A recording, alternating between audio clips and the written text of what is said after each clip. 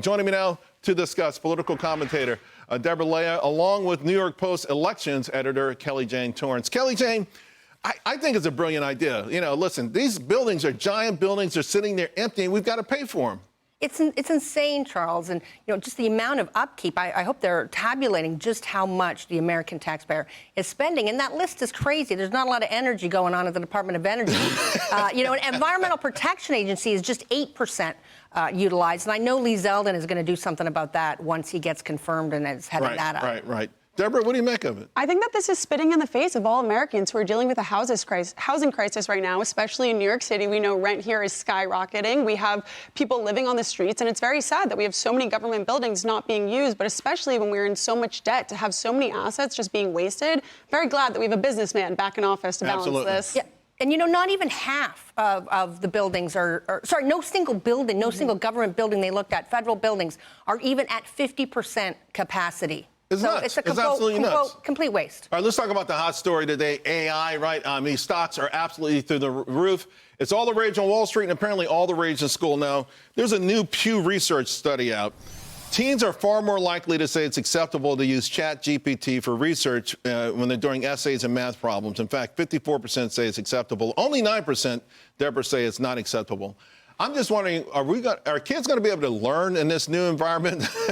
I don't think so whatsoever, and I've said for a long time that the rise of artificial intelligence will be the downfall of human intelligence. And there's a difference when our teachers used to say, you're not going to always have a calculator with you, you need to know how to do math problems. Right. But that's different than doing research, understanding what a peer-reviewed article is, being able to decipher for yourself what's valid information, and they're not realizing that ChatGPT is programmed by a human being. It has an algorithm to give you data, and they need to be able to have these critical skills. This is America. We need to raise our children. Show me your work, and here's the link to it, right? I mean, you got to. Yeah. Well, and you make a good point about ChatGPT being programmed, and we've actually seen that it has a liberal bias. You ask it questions about Hunter Biden and his laptop, for example, it does not tell you the truth. This is just, I love Wikipedia myself, but you don't rely entirely on Wikipedia, and you certainly don't want kids relying entirely on ChatGPT. All right, so I mentioned all the big-time money being made on AI stocks here for a while.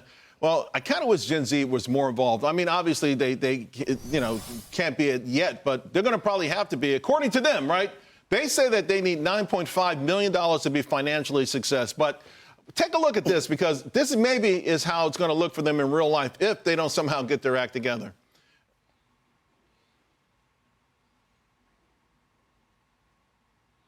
All righty. So we're going to watch as this is how we start, Debra, and this is how it goes. You're kind of waiting. Because $9.5 million takes a long time to come. It's just, on one hand, I look at it as being maybe unrealistic, but on the other hand, at least it's ambitious.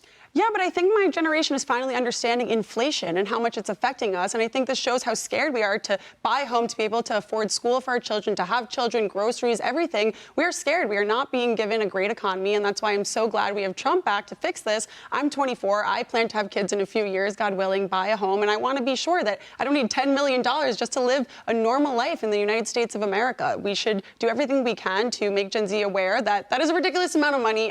But it is a great point, though. Kelly Jane, that's a great point about the inflation. They've lived with this inflation and, for housing unaffordability and that kind of stuff.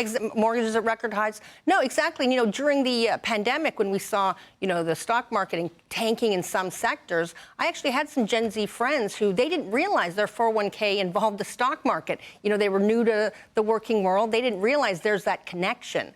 And so I think them seeing the volatility of the pandemic years, and of course then under Biden, how things have gotten, as you say, inflation. They've really worried, but hopefully they can take it rest a little easier the next 4 years. So since we're looking to the future and what it takes to retire, how about this article I saw? Why you should never retire? I mean, you're a little young to be thinking about it, but Kelly Jane, I mean, listen, should people continue to work? I have to admit, Charles, I don't see myself retiring. I mean, obviously, if I were to get dementia, that would be a little hard to be a writer and editor.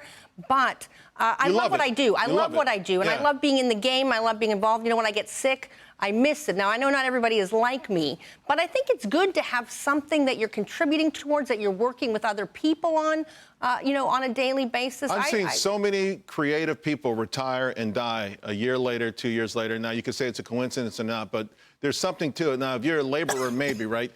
We've got less than a minute to go. There's one other topic I got to ask you about.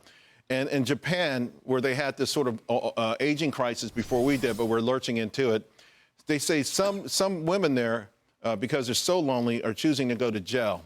So at least they have companionship. What do you make of that? We have a loneliness epidemic in America, too. That's why we have so many of our youth identifying as part of the queer LGBTQ community. It's a desire. That's part of loneliness? Yes, it's a desire to feel a part of something. If they don't have their religious communities, they're on social media all the time, they're not engaging with the people around them, they need to feel a part of something. Like I have my Jewish community, I have the Republican Party, I have a lot of communities. So it's very sad, and I hope for a healthier, happier society. Yeah, certainly. The good news is we've seen this, we see how it works, and we could try to avoid it.